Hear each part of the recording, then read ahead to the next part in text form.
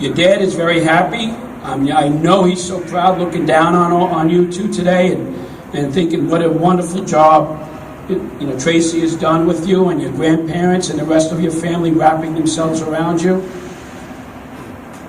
And there's one more group. If you turn and look back, just look back. You see those people there? All those officers in blue?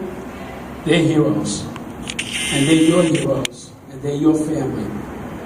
So I know that the Transit Bureau, I was very proud when I spoke to Bobby Sr. today, your grandpa, and he told me how much the officers in the Transit Bureau have stood by your family all these years, and how we never forgot and how we never let you down on our promise to be here with you. And that just made me even prouder, because those officers in the back, for your grandma, your grandpa, and your mom, their kids, well, those officers in the back, they're my kids. They're my kids. And when they do something well, I swell up inside with pride, and I am so proud of the fact that they took care of you so well all these years. I want you to remember that every time you see a police officer out there, whether it's a Transit Bureau officer or an officer, the officers we call our topside, which I'm learning that topside language, the precinct officers, a highway patrol officer, state police officer, all cops are the same. We all embrace our families and we all look out for our families.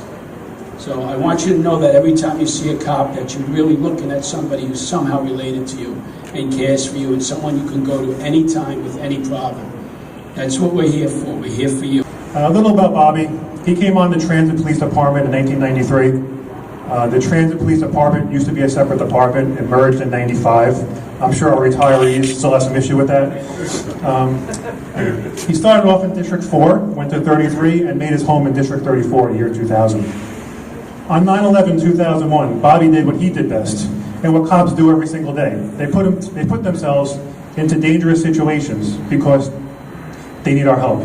And Bobby knew that the people in those towers needed his help. So he ran down there, along with many other cops. We know that we lost hundreds of heroic first responders that day, but fortunately Bobby made it home that day, and he continued to work the recovery and rescue operations down at Ground Zero for months to come. The next year, in 2002, through a co-worker, Joe McGuire, Bobby met Tracy. Joe was married to Tracy's sister. Is that right? Joe was married to Tracy's sister, and they met the old-fashioned way through a matchmaker. Bobby and Tracy wound up to have two children, Bobby the third, who is now 12 years old, and Abigail, who is now 9 years old.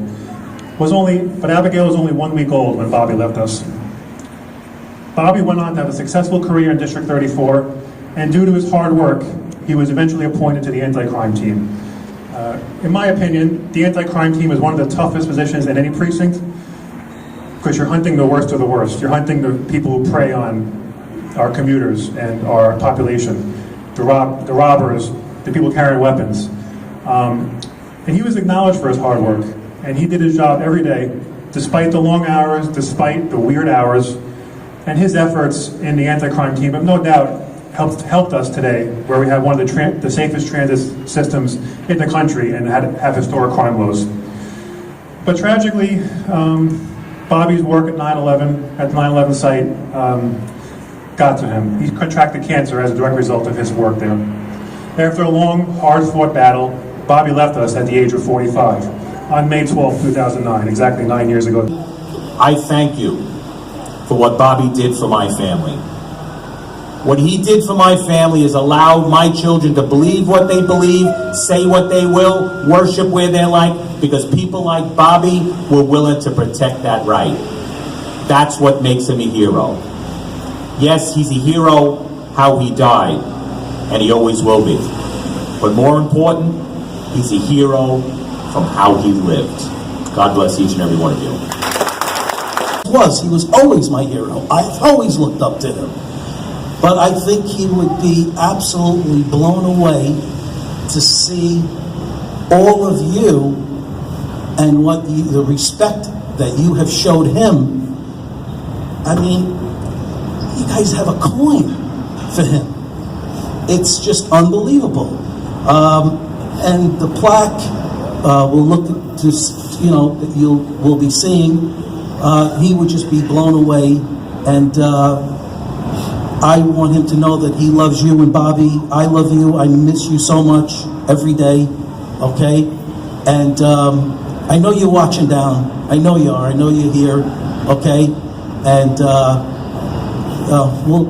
I'll see you another time. Hopefully not for a while, but we'll get together again. And again, thank you, everyone. The District 34, for doing all this, and thank you.